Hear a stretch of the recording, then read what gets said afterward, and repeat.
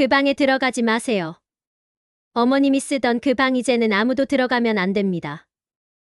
며느리의 말에 집안은 순식간에 정적이 흘렀습니다. 겨울 내내 냉기 돌던 그 작은 방에서 시어머니는 어떤 생각을 했을까요? 유언장이 공개된 이후 아들 부부의 태도는 완전히 달라졌습니다. 그리고 며칠 뒤 정순 씨는 조용히 큰 방 문을 잠그고 사라졌습니다. 오늘 그 방의 문이 다시 열립니다. 그리고 그 안에 숨겨진 이야기가 드러납니다. 오늘의 사연 한 편 들어보시겠습니다. 안녕하세요. 저는 강원도 원주에 사는 72세 박정순이라고 합니다. 남편이 세상을 떠난 뒤 혼자 된 지 이제 반년이 조금 넘었습니다. 그동안 정신없이 장례 치르고 유품 정리하며 마음을 추슬렀지만 시간이 지나니 외로움이 스며들더군요. 젊은 시절엔 남편과 작은 한복집을 함께 운영했어요. 저는 손바느질을, 남편은 외근을 맡아서 늘 바쁘게 살았죠. 하루 세끼 끼니 챙기고 자식 뒷바라지하고 살림 꾸리느라 제 몸은 늘 뒷전이었어요. 그래도 행복했어요. 누군가를 위해 바쁘게 움직인다는 게 그 시절엔 당연했거든요. 남편이 떠나고 얼마 안 있어 아들 상훈이가 그러더라고요. 혼자 계시면 위험하니까 우리 집에서 지내시죠. 고마웠죠. 그렇게 저는 상훈이네 집으로 들어갔고 자연스레 부엌 옆 작은 방을 쓰게 됐어요. 한겨울이라 그런지 방 안에 냉기가 가득한데 전기장판도 잘 안 들어와요. 그래도 며느리 눈치 보느라 말도 못 꺼내고 이불만 더 껴안고 버텼죠. 그런데 요즘 들어 이상한 기분이 자꾸 듭니다. 며느리는 늘 웃고 친절한데 왠지 그 미소 뒤가 석연찮고 상훈이도 예전처럼 따뜻하지가 않아요. 제 생일엔 편의점 케이크 하나 들고 와선 미안하다 하더니 며칠 뒤 처갓집에는 꽃바구니랑 백화점 선물을 들고 가는 걸 보고 가슴이 싸늘해졌습니다. 며칠 전엔 남편의 옷장을 정리하다가 뜻밖의 서류 뭉치를 발견했어요. 그 안에 남편이 써놓은 유언장이 있었던 겁니다. 자세히 들여다보니 제 이름으로 된 예금 통장, 부동산 서류, 보험 문서까지. 살면서 남편이 그런 걸 준비했단 건 단 한 번도 말한 적 없었거든요. 당신 노후만큼은 내가 지켜줄게. 짧은 메모 하나에 제 심장이 멈추는 줄 알았습니다. 그때부터였어요. 상훈이와 지은이의 행동이 하나하나 다르게 보이기 시작한 게 오늘 제가 들려드릴 이야기는 그 유언장을 발견한 날부터 집안의 공기가 어떻게 달라졌는가에 대한 이야기입니다. 제가 처음 원주에 정착한 건 33이 되던 해였어요. 남편 김창수 씨와 결혼한 뒤 옷감 장사로 고생 끝에 번 돈을 모아 작은 한복집을 열었죠.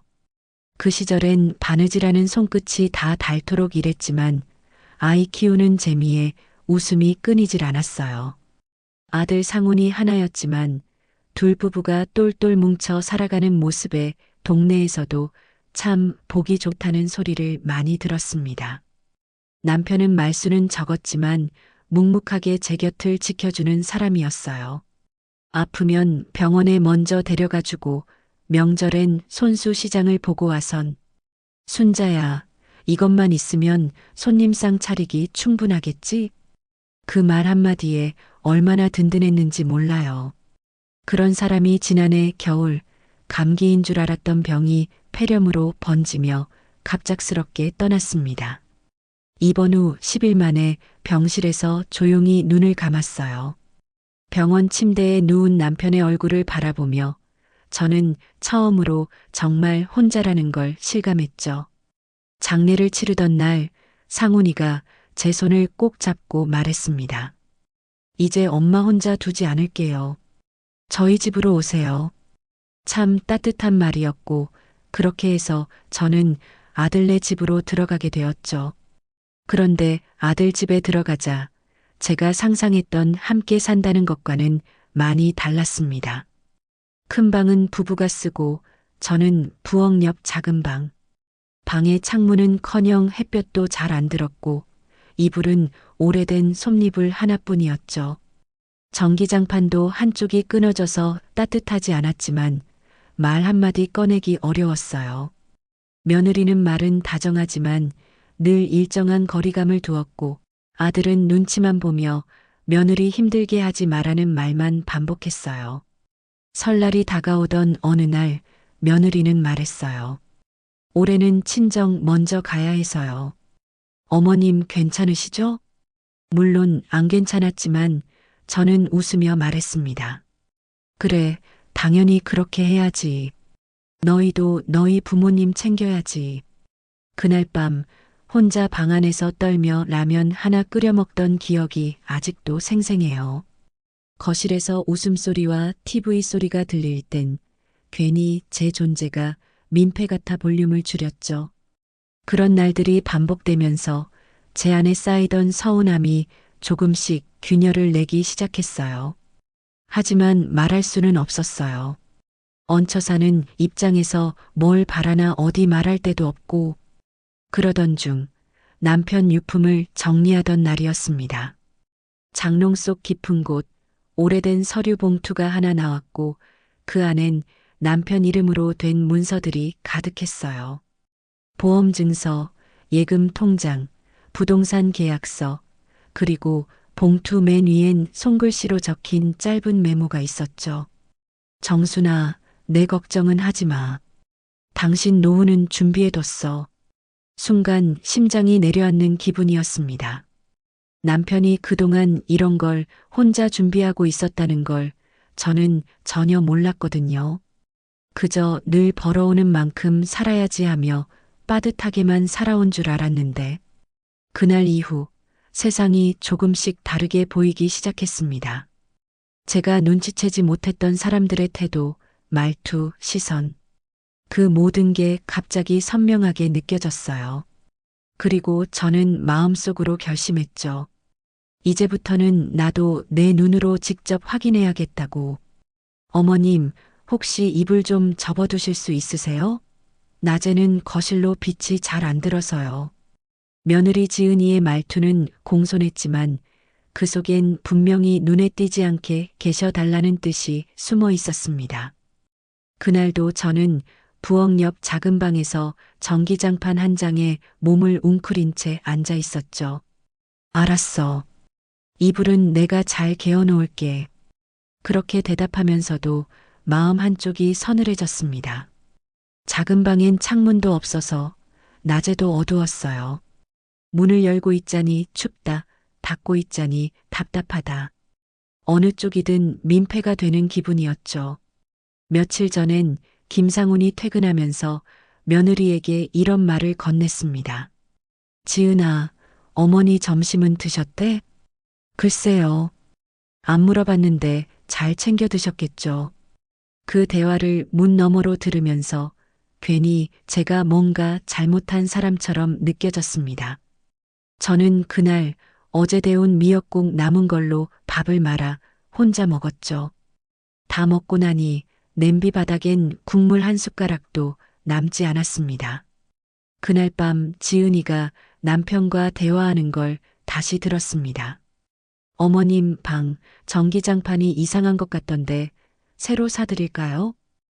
다음 달 카드값이 너무 많이 나왔는데 조금만 있다가 저는 그 말을 듣고 아무 말도 안 했습니다. 그저 전기장판 위에 담요 한 장을 더 깔았습니다. 밤에는 추위를 이기려고 5겹 겹겹이 덮고 자는데도 새벽이면 손끝이 얼어있곤 했어요. 상훈이는 그 다음날 제게 물었습니다. 엄마 지내시는데 불편하신 건 없으시죠? 아니야, 괜찮아. 불편한 게 어디 있니? 저는 그렇게 말하면서도 속으로 생각했습니다. 너는 정말 내가 불편한 게 없는지 알고 싶기나 한 걸까? 며칠 뒤엔 이런 일도 있었습니다. 며느리가 친정집에 간다는 날 아침 일찍 분주하게 짐을 싸더군요. 그러더니 저를 향해 말했습니다. 어머님, 이번 주말엔 저희가 집을 비울 것 같아요. 냉장고에 반찬 좀 있으니까 챙겨 드세요. 그러고는 현관문을 닫으며 덧붙였죠. 아, 큰 방은 손대지 말아주세요. 고양이 털이 날려서 청소해 놨거든요. 고양이는 없었습니다. 그 말이 무슨 뜻인지 저는 곧바로 알아챘죠. 큰 방에는 절대 들어가지 말라는 얘기구나. 그날 밤 혼자 라면을 끓이며 작은 방 침대에 앉았습니다. 따뜻한 국물 한 모금에 눈물이 났습니다. 어떻게 이 집에 내가 있을 자리가 이렇게 없을까? 그리고 바로 그날 서랍 속에서 발견한 유언장. 남편이 남긴 보험 서류, 부동산 계약서, 통장 내역. 그 안엔 이렇게 적혀 있었습니다. 정순아, 힘든 말 하지 마. 당신만은 편히 살게 하고 싶었어. 다음 날 아침 저는 마음을 단단히 먹었습니다. 지은아, 이번 주에 몸이 좀 안 좋았어. 큰 방에서 며칠만 자도 될까? 지은이는 잠시 멈칫하더니 상훈이를 쳐다봤습니다. 상훈이는 말없이 고개만 끄덕였고 지은이는 마지못해 말했습니다. 그럼 며칠 정도야 뭐. 그 표정, 그 말투, 절 받아들이는 게 아니라 견디는 얼굴이었습니다. 그 순간부터 저는 확신하게 됐습니다. 이 사람들은 지금 나를 모시고 있는 게 아니라 두고 있는 거라고요. 그때부터 제 속엔 어떤 싸늘한 감정이 차올랐습니다. 이제 제 역할은 끝났다는 듯한 취급. 말 한마디에 행동 하나하나에 그들이 저를 바라보는 진짜 시선이 느껴졌어요. 그리고 저는 다음부터는 그들의 반응을 더 예리하게 지켜보기로 마음먹었습니다. 큰 방으로 옮긴 첫날 밤, 저는 평소보다 잠을 일찍 청했습니다. 몸도 마음도 지쳐 있었고, 무엇보다 이 방이 원래 제 자리가 아니라는 걸 누구보다 잘 알고 있었기 때문이죠. 이불을 덮고 누우니 묘한 냉기가 등을 타고 흘렀습니다. 단지 온도가 아니라 사람들의 시선이 만든 차가움이었죠. 다음 날 아침, 며느리 지은이의 말투는 평소와 달랐습니다. 어머님, 커튼은 좀 닫아두시면 좋을 것 같아요. 햇살이 너무 많이 들어서 가구가 바래거든요. 그 말이 꼭 낯빛 좀 가려달라는 말처럼 들렸습니다. 아침 식사도 어색했습니다. 상훈이는 말없이 밥만 먹었고 지은이는 설거지를 하며 계속 휴대폰만 확인했죠. 저는 눈치를 보며 조심스럽게 말했습니다. 며칠만 큰방 쓰고 다시 원래대로 돌아갈게. 불편하면 말해. 지은이는 대답 대신 가볍게 웃으며 말했습니다. 어머님이 편하신 게 우선이죠. 하지만 그 웃음은 입만 웃고 있었고 눈은 차갑게 식어 있었습니다. 그날 오후 저는 혼잣말처럼 중얼거렸습니다. 차라리 병원에 입원해 있는 게 낫겠다. 그 말에 상훈이가 반응했습니다. 엄마, 진짜 몸 안 좋으시면 큰 병원 가보는 것도 좋지 않겠어요? 아니야, 그냥 피곤해서 그래. 잠 좀 자면 나을 거야. 그럼 내일은 지은이랑 병원 한번 다녀오세요. 그제야 깨달았습니다. 그들은 내가 진짜 아픈지보다 아프다는 사실 자체가 부담이라는 걸. 며칠 뒤엔 이런 일도 있었습니다. 친정 부모님 댁에서 며느리 지은이가 갖다 놓고 온 생선구이 반찬통이 사라졌다고 했죠. 어머님, 혹시 이 통 보셨어요? 아니, 나는 건드린 게 없는데. 이상하네. 부엌 쪽엔 어머님밖에 안 계시는데. 그 말에 잠시 멍해졌습니다. 혹시 나를 의심하는 건가? 지은이는 아무 말 없이 방으로 들어갔고 저는 부엌 한쪽에서 그대로 굳어 있었습니다. 설마 이 집에서 도둑 취급을 받는 날이 올 줄은 몰랐습니다. 그날 밤 상훈이가 제 방에 조심스레 들어왔습니다. 엄마, 혹시 며칠만 다시 작은 방으로 돌아가면 안 될까? 왜? 큰 방은 며느리가 청소했으니까? 아니야, 그게 아니라 지은이가 좀 예민해서 그래. 그래. 나 다시 작은 방으로 들어갈게. 방 하나로 싸울 일 만들기 싫다.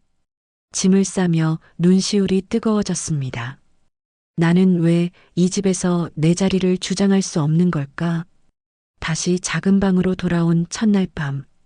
방바닥은 여전히 차가웠고 전기장판은 여전히 반쪽만 따뜻했습니다. 불 꺼진 방 안에서 휴대폰 불빛을 켜고 남편이 남긴 유언장을 다시 펼쳐봤습니다. 정순아, 당신 노후는 걱정 마. 그 말이 도리어 제 마음을 더 서글프게 만들었습니다. 남편이 없는데 누구를 믿고 살아야 할까? 며칠 뒤 지은이는 상훈과 방에서 대화를 나누다 문을 반쯤 열어둔 채 이런 말을 했습니다. 큰 방은 그냥 손님방으로 비워두는 게 나을 것 같아. 어머님이 또 쓰신다고 할까봐. 그래, 그렇게 하자. 작은 방도 정리 좀 해줘. 그 대화를 들은 순간 눈앞이 아찔해졌습니다. 내가 내 집에서 손님방조차 허락받아야 하나. 조용히 문을 닫고 방 안으로 들어와 불을 껐습니다. 그날 밤 남편의 유언장이 담긴 서류를 테이블 위에 올려두었습니다. 그리고 다음 날 일부러 상훈이 보는 앞에서 그 서류들을 천천히 정리하기 시작했죠. 상훈이는 놀란 얼굴로 다가왔습니다. 엄마, 이거 무슨 서류야? 너희 아버지가 남긴 거야. 정리하려고 꺼냈다. 이런 게 있는 줄 몰랐네. 꽤 되네. 그 말 이후 아들 부부의 태도는 눈에 띄게 달라졌습니다. 어머님, 점심 뭐 드셨어요? 죽이라도 끓여드릴까요? 어머니, 내일 병원 예약해 놓을게요. 차로 모셔다 드릴게요. 그들의 친절 속에서 저는 더욱 고독해졌습니다. 그 따뜻한 말들이 진심이 아니라는 걸 본능적으로 알 수 있었거든요. 그리고 그날 밤 저는 남편의 유언장을 다시 서랍 속에 넣으며 다짐했습니다. 이제부터는 나도 이 사람들을 지켜볼 거야. 내 진짜 자리는 어디였는지 확인해야겠어. 며느리 지은이의 태도가 바뀐 건 남편의 유언장 서류를 본 바로 다음 날부터였습니다. 아침이면 거실까지 나와 어머님, 이거 드셔보세요. 저희 친정에서 받아온 된장인데요 라며 아침상을 차려줬고 상훈이는 평소와 달리 퇴근 후 제 방에 얼굴을 비추며 엄마 오늘은 어땠어? 묻곤 했습니다. 처음엔 고마웠습니다. 이제야 마음을 돌린 걸까 싶어 마음 한켠이 따뜻해졌죠. 며칠 뒤 지은이가 먼저 제게 말을 걸었습니다. 어머님, 몸 괜찮아지시면 근처 경로당 한번 같이 가보실래요? 따뜻한 데서 바둑도 두고 좋대요. 그래, 그런데도 가봐야지. 사실 경로당 같은 곳은 처음이라 어색했지만 누군가가 저를 밖으로 이끌어주는 기분이 나쁘지 않았습니다. 그날 저녁 상훈이가 슬그머니 들어와 말했습니다. 엄마, 그 서류들 말이야. 아버지가 다 엄마 이름으로 해둔 거 맞지? 응. 그냥 내 이름으로 정리해둔 게 좀 있었더라. 그땐 몰랐는데 이제야 보게 됐지. 그거 혹시 정리해 놓으신 건 있어? 그 말이 끝나자마자 제 마음속에서 뭔가 무너지는 소리가 들렸습니다. 아, 이 아이 진심이 아니었구나. 며느리의 친절도 아들의 관심도 모두 그 유언장을 기점으로 시작된 것이란 걸 부정할 수 없었습니다. 다음 날 지은이는 대뜸 제게 이런 말을 했습니다. 어머님, 이번 봄에 친정 오빠가 이사 오는데요. 혹시 저희가 잠깐 이 집 큰 방을 비워두면 안 될까요? 그 말은 내가 나가야 한다는 거니? 아니요, 아니에요. 그런 뜻은 아니고요. 그냥 잠깐 계시는 동안 방만 좀 바꾸면 어떨까 해서. 그 순간 눈앞이 흐려졌습니다. 잠깐, 조금만, 피치 못하게. 그동안 제가 들었던 말들이 스쳐 지나갔습니다. 저는 조용히 대답했습니다. 그래, 내 말대로 하자. 나도 작은 방이 익숙하니까. 그날 밤 다시 작은 방에 누워 천장을 바라보며 생각했습니다. 이 집에서 나는 결국 언제든 옮겨도 되는 사람인 거구나. 며칠 후 지은이가 장을 보다 들린 듯 제게 물었습니다. 어머님, 혹시 아버님 유언장 그거 어디에 보관하셨어요? 왜? 찾게? 아니요. 그냥 혹시라도 잘 보관되어 있지 않으면 분실될까 봐요. 그 말이 끝났을 때 저는 알았습니다. 이제 이들은 진심을 가장한 계산으로 움직이고 있다는 걸. 그날 밤 저는 유언장을 다시 꺼내어 복사본을 만들었습니다. 원본은 따로 밀봉해서 보관함에 넣고 복사본만 서랍에 그대로 뒀습니다. 그리고 상훈에게 말했죠. 아버지 유언장은 내가 잘 보관하고 있어. 혹시 필요하면 복사본 줄게. 원본은 변호사한테 맡기려 한다. 그 말에 상훈의 표정이 얼어붙는 걸 보며 저는 확신했습니다. 이건 진짜 효심이 아니라 유산에 대한 탐욕이었다. 다음 날 아침 지은이는 마주치자마자 웃으며 말했습니다. 어머님, 오늘 날씨도 좋은데 저희 집 앞 공원 한 바퀴 산책하실래요? 저는 웃으며 대답했습니다. 그래. 날씨 좋으니 걸어야지. 대신 길이 미끄러울지 모르니 조심해야지. 그 말 속엔 담담한 경고가 숨어 있었습니다. 더 이상은 순하게 당하지만은 않겠다는 제 마음이었습니다. 며느리 지은이의 행동은 유언장 복사본 얘기를 꺼낸 이후로 더더욱 조심스러워졌습니다. 하지만 그 조심성은 예의가 아니라 감시로 바뀌기 시작했습니다. 식탁 위에 올려진 서류 더미를 유심히 훑어보고 제가 전화를 하면 곁에서 은근히 통화 내용을 들으려 하는 행동들. 어느 날엔 이런 일도 있었습니다. 어머님, 혹시 요즘 누군가랑 법무사나 변호사 상담 같은 거 하세요? 갑자기 그건 왜 묻니? 그냥 요즘 뉴스 보니까요. 어르신들 유산 관련 사기 사건도 많고 혹시 잘 모르고 뭘 맡기시면 걱정돼서요. 그 말은 걱정이 아니라 확인이었습니다. 혹시 어머님이 유산을 다른 사람에게 넘기진 않을까 하는 두려움에서 나온 말이었죠. 며칠 뒤 더 충격적인 장면이 벌어졌습니다. 제가 없는 사이 큰 방 서랍장이 열려 있었고 유언장 복사본이 담긴 서류 봉투가 비뚤어진 채 꺼내져 있었습니다.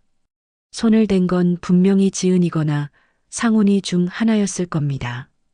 그날 밤 일부러 아무 말 없이 그대로 두었습니다. 그리고 다음 날 아침 상훈에게 이렇게 말했죠. 상훈아, 나 유언장 원본은 따로 보관할 거야. 변호사하고도 이야기 나눴고 만약 무슨 일 있으면 바로 연락 가게 해뒀어. 상훈은 당황한 듯 말했습니다. 그렇게까지 할 필요가 있어? 요즘 같은 세상에 그게 필요 없겠니? 그 말을 들은 상훈의 눈빛엔 실망과 분노가 겹쳐 있었습니다. 어머니가 우리를 믿지 않는구나 하는 자존심 상함이 아니라 어머니가 마음대로 할 수 있는 걸 막을 수 없구나 하는 좌절이 섞여 있었죠. 그날 저녁 지은이는 밥상을 차리다 말고 조용히 제게 말했습니다. 어머님, 혹시 모르셔서 그런데요. 요즘엔요, 미리 유언장 내용에 대해서 가족들이랑 충분히 상의하시는 게 일반적이에요. 그 말이 의미하는 바는 명확했습니다. 혼자서 결정하지 말라는 압박. 저는 숟가락을 내려놓고 조용히 말했습니다. 내 말이 맞다. 가족끼리는 상의해야지. 그래서 나도 준비하고 있어. 너희랑 상의할 자리도 만들려고. 정말요? 그래. 다만 나중에 그 상의가 통보처럼 느껴지지 않게만 해다오. 그 말에 지은이는 아무 말도 하지 못했습니다. 며칠 후 결정적인 장면을 목격하게 됩니다. 상훈이 혼자 작은 방 문을 두드려 들어왔습니다. 엄마, 솔직히 말해봐. 혹시 유산 정리하면서 누구 도움을 받는 사람 있어? 도움이라니? 내가 바보처럼 굴까봐 걱정되니? 아니, 그게 아니라 그냥 우리도 가족이니까. 그 말에 저는 쓴웃음을 지으며 말했습니다. 그렇지. 가족이니까. 그런데 가족이란 말이 요즘은 참 이상하게 들린다. 이 대화 이후 아들과 며느리의 행동은 더욱 분주해졌습니다. 지은이는 부동산 관련 서류를 검색하고 상우는 몰래 제 방 주변을 서성였습니다. 그리고 어느 날 밤 저는 믿을 수 없는 광경을 마주하게 됩니다. 부엌 한켠에서 조용히 통화하던 지은이의 목소리가 문틈으로 들렸습니다. 내 오빠한테 말해놔. 이 집 봄까지는 정리될 수도 있을 것 같다고. 그 말을 듣는 순간 피가 거꾸로 솟는 기분이었습니다. 그들은 지금 제가 살아있는 집에서 이미 뭔가를 정리하고 있었습니다. 그날 밤 저는 유언장 원본을 들고 집을 나섰습니다. 바람이 뺨을 때리고 찬 공기가 뼛속까지 스며들었지만 마음은 오히려 단단해지고 있었습니다. 그래, 이젠 시작이구나. 유언장을 들고 집을 나선 그날 밤 저는 동네 법무사 사무실 앞에 한참을 서 있었습니다. 밤늦은 시각이라 문은 닫혀 있었지만 안쪽 불빛을 바라보며 제 마음도 서서히 굳어졌습니다. 이젠 누굴 믿고 말고 할 것도 없다. 내 삶은 내가 지킨다.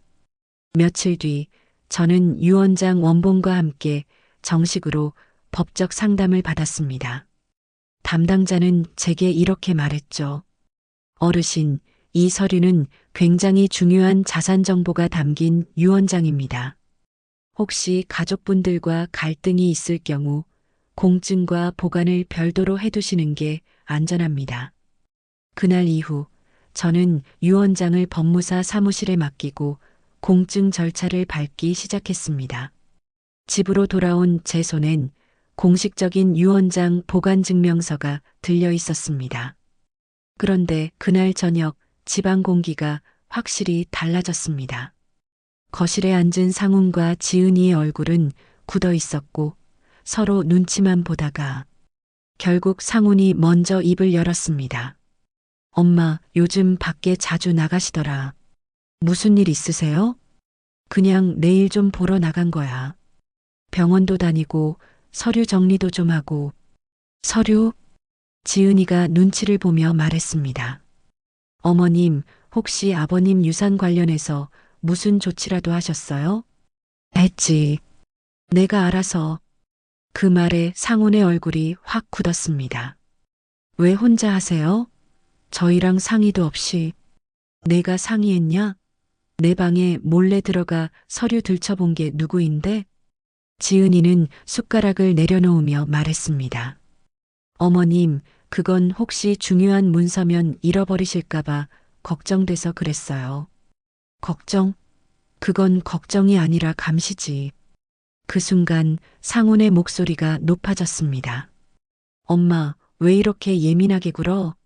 우리가 뭘 그렇게 잘못했다고. 그래. 너희가 뭘 잘못했는지는 모르겠지만 난 알아. 내가 언제부턴가 이 집에서 사람이 아니라 문서 하나처럼 느껴졌으니까. 상우는 말없이 머리를 쓸어내렸고 지은이는 한숨을 푹 내쉬었습니다. 저흰 그냥 어머님 노후를 도와드리고 싶은 마음이었어요. 그게 왜 갑자기 유언장 본 다음부터 시작됐니?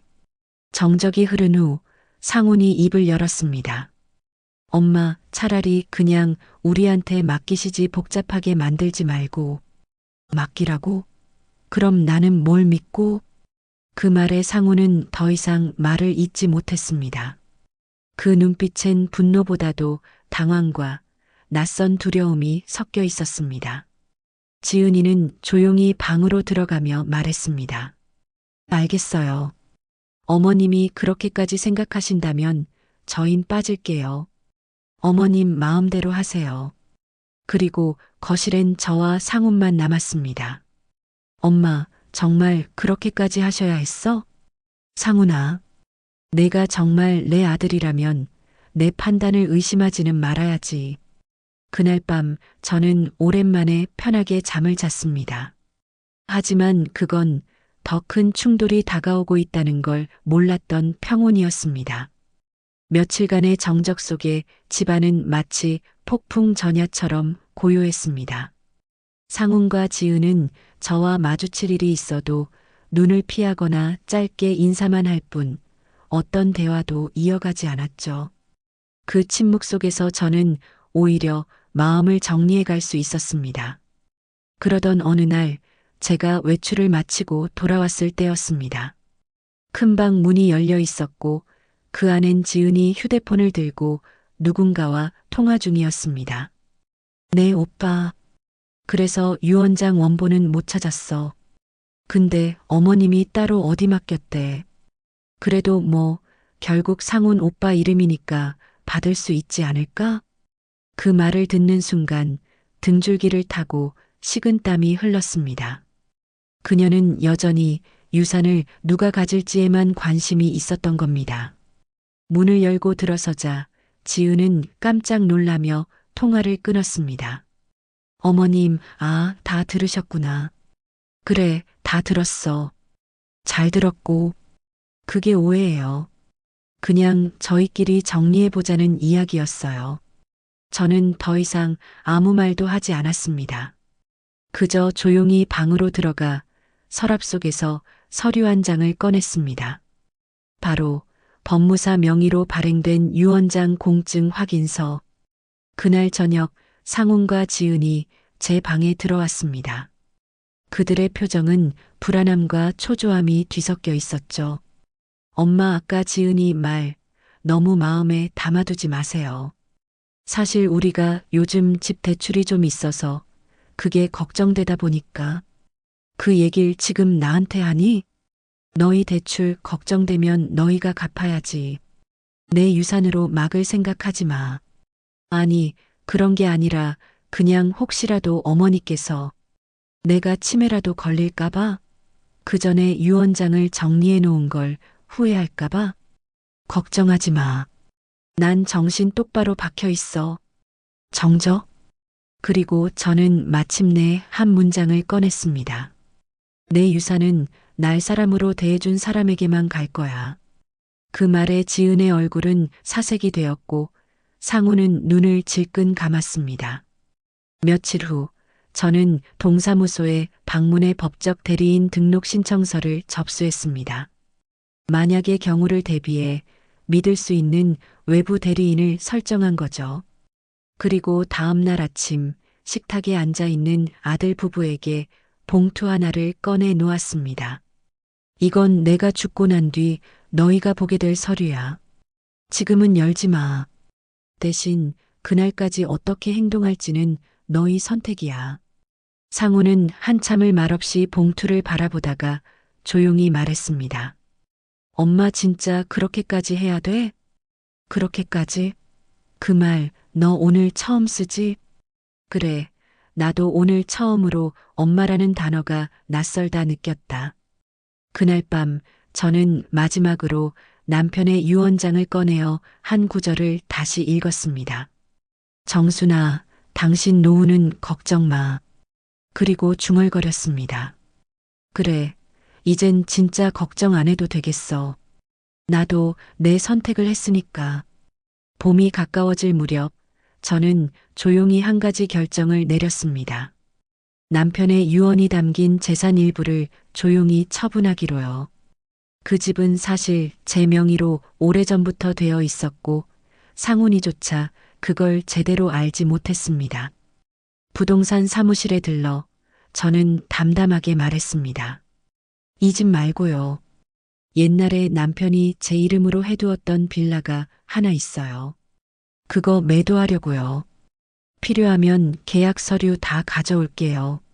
며칠 뒤 저는 빌라 매매 계약을 체결했고 그 돈의 일부를 신탁 계좌로 이체했습니다. 남편의 유언대로 제가 정말 믿고 따랐던 지인 한 분의 이름으로 수탁 처리도 함께 마쳤습니다. 그리고는 변호사와 함께 다시 유언장을 정리하며 말했죠. 혹시라도 아들이나 며느리가 이 문서에 이의 제기하면 절차대로 진행해 주세요. 이 재산은 더 이상 가족이라는 이름으로 흘러가지 않게 해주세요. 그날 집으로 돌아와 저는 일부러 상훈이 들을 수 있게 전화를 했습니다.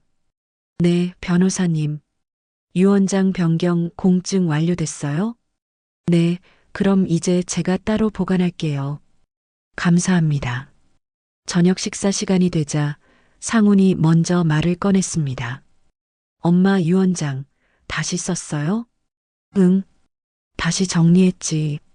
살다 보면 줄 사람이 바뀔 수도 있잖아. 상우는 할 말을 잃은 듯 고개를 떨궜습니다. 그날 밤 지은이는 결국 폭발하고 말았습니다. 어머님, 도대체 우리를 뭘로 보시는 거예요? 저희가 뭘 그렇게 잘못했어요? 너희가 잘못한 건 없어. 다만 잘 보이려고 노력한 그 모든 행동들이 유언장 이후부터였다는 거. 그걸 내가 모를 줄 알았니? 지은이는 씩씩거리며 방으로 들어갔고 상우는 제게 조용히 말했습니다. 엄마 나 진짜 실망이에요. 그래. 너도 실망했구나. 나도 내 아들이 이렇게까지 나를 이해관계로 대하는 걸 보고 참 많이 실망했어. 며칠 뒤 집으로 한 통의 등기우편이 도착했습니다. 바로 유언장 공증 확인서와 수탁계약서 복사본. 저는 그 서류를 조용히 봉투에 넣고 큰방 서랍에 보관했습니다. 그리고 거실에서 지은과 마주 앉은 자리에서 한마디를 꺼냈습니다. 앞으로 내 방 서랍은 손대지 마. CCTV 달아뒀어. 뭔가 빠지거나 열려 있으면 바로 확인될 거야. 지은은 얼굴이 사색이 되었습니다. 그날 이후 아들 부부는 집안에서 저와 거리를 두기 시작했습니다. 예전처럼 눈치를 주거나 말 한마디 던지는 일이 사라졌죠. 왜냐하면 이제 그들은 더 이상 주도권을 갖지 못했으니까요. 밤이 되면 저는 가끔 남편의 사진 앞에 앉아 혼잣말을 했습니다. 당신 말대로 이젠 걱정 안 해도 돼. 이젠 나도 나 자신을 지킬 수 있게 되었으니까. 이제 집안에는 긴 침묵만이 감돌았습니다. 며느리 지은은 집안일을 최소한으로만 하고 말없이 사라지듯 방으로 들어갔고 상우는 출근도 퇴근도 말없이 조용히 움직였습니다. 식탁 위에 앉아 밥을 먹으면서도 그들의 시선은 제 앞에 놓인 그 봉투 유언장 서류를 피해 돌고 있었습니다. 저는 그 침묵이 오히려 편안했습니다. 누구의 눈치를 볼 필요도 잘 보여야 할 이유도 없는 자리. 비로소 내 집에서 내 자리를 되찾은 기분이었습니다. 그러던 어느 날 아침 일찍 집 초인종이 울렸습니다. 문을 열자 깔끔한 정장을 입은 두 사람이 서 있었습니다. 안녕하세요. 박정수님 되시죠? 저희는 법무법인 해운에서 나왔습니다. 최근 수탁계약 관련 서류가 완료되어 정식 설명을 드리러 왔습니다. 지은이와 상우는 거실에서 이 광경을 지켜보고 있었고 저는 일부러 문을 활짝 열어두고 말했습니다. 거실로 들어오세요. 이 집 식구들도 같이 듣는 게 좋겠네요. 법무사의 설명은 간결했습니다. 앞으로 어르신께서 남기신 자산은 유언장에 명시된 수탁처에 따라 철저히 집행됩니다. 직계 가족이라 하더라도 내용 외 요구나 개입은 불가능하며 어르신의 생존 여부와 무관하게 일정 시점부터 자동 집행됩니다. 지은의 표정은 굳어졌고 상우는 입술을 꼭 다물었습니다. 그리고 그들의 눈빛 속엔 자신들이 잃어버린 무언가를 이제야 깨달은 듯한 후회가 담겨 있었습니다. 설명이 끝나자 법무사는 정중하게 인사를 하고 나갔고 저는 조용히 말했습니다.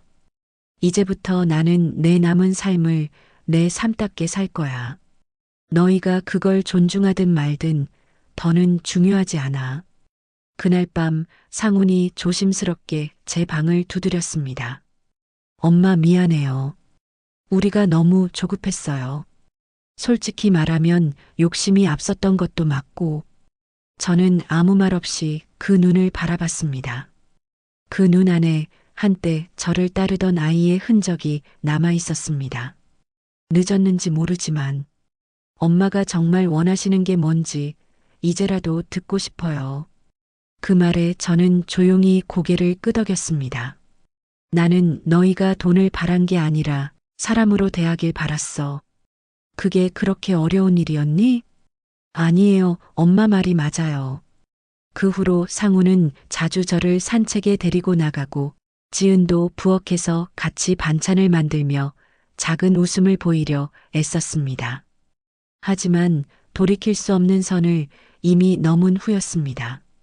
며칠 후 저는 주민센터에서 혼자 살 집 계약을 마무리 지었습니다. 작지만 따뜻한 햇볕이 드는 주택이었죠. 짐을 싸며 저는 상훈과 지은에게 이렇게 말했습니다. 이 집은 너희가 살든 비워두든 너희 못 아니야. 내 이름으로 정리될 거니까 기대하지 말고. 지은은 아무 말도 하지 않았고 상훈은 고개를 숙였습니다. 그렇게 저는 조용히 집을 떠나 내 이름으로 된 집에서 내 삶을 시작했습니다. 저녁마다 차를 마시며 창밖을 보면 바람에 흔들리는 나무처럼 내 감정도 차분히 정리되는 기분이 들었습니다. 그리고 저는 남편의 유언장을 다시 꺼내 한 문장을 손으로 짚으며 이렇게 말했습니다. 이제야 당신 말이 뭔지 알 것 같아요. 노후는 재산이 아니라 존엄이었어요. 이제 저는 혼자 살고 있습니다. 남편과 함께했던 기억이 서린 그 집도 아니고 아들 부부와 함께 살던 그 큰 방도 아닌 작지만 따뜻한 햇살이 드는 내 이름의 작은 집에서 말이죠. 아침이면 작은 주방에서 커피를 내리고 오래된 라디오에서 흘러나오는 클래식 음악을 들으며 하루를 시작합니다. 날이 따뜻한 날엔 근처 공원을 걷고 시장에 가서 두어 가지 반찬거리를 사옵니다. 누구의 눈치도 보지 않고 누구에게도 설명하지 않아도 되는 이 일상은 무엇보다도 편안하고 조용하고 단단합니다. 가끔은 상훈이가 전화를 걸어옵니다. 엄마, 잘 지내? 예전 같았으면 그런 말에도 마음이 울컥했겠지만 지금은 차분하게 웃으며 말합니다. 응, 아주 잘 지낸다. 너도 잘 지내라. 며느리 지은도 명절 즈음이면 조심스럽게 인사를 보냅니다. 어머님, 언제 시간 되시면 얼굴 한번 뵙고 싶어요. 그 말에 예전처럼 분노가 치밀진 않습니다. 다만 내가 얼마나 나를 지키기 위해 애썼는지를 기억하고 있을 뿐입니다. 사람이 사람으로 존중받는다는 건 가진 재산 때문도 가족이라는 이름 때문도 아닙니다. 오히려 그런 이름과 소유가 사람 사이를 가로막기도 하죠. 저는 이 일을 통해 알게 되었습니다. 노후란 외롭지 않게 잘 사는 것보다 불쌍하지 않게 당당히 사는 것이 중요하다는 걸요. 혹시 이 영상을 보시는 분 중에도 가족 안에서 상처받고 혼란스럽고 무기력해진 분들이 계시다면 꼭 말씀드리고 싶습니다. 여러분의 삶은 여러분 것이고 그 가치는 누구도 흔들 수 없습니다. 지금 당장은 외롭고 두려워도 내가 나를 믿고 지키기 시작하면 세상은 달라지기 시작합니다. 당신이 겪은 이야기가 언젠가 누군가의 용기가 될 수 있다는 걸 잊지 마세요. 혹시 비슷한 경험이 있으셨다면 댓글로 함께 나눠주세요. 당신의 이야기가 또 다른 누군가의 등불이 될 수 있습니다. 이야기 끝까지 함께 해주셔서 감사합니다. 구독과 좋아요, 알림 설정 부탁드립니다.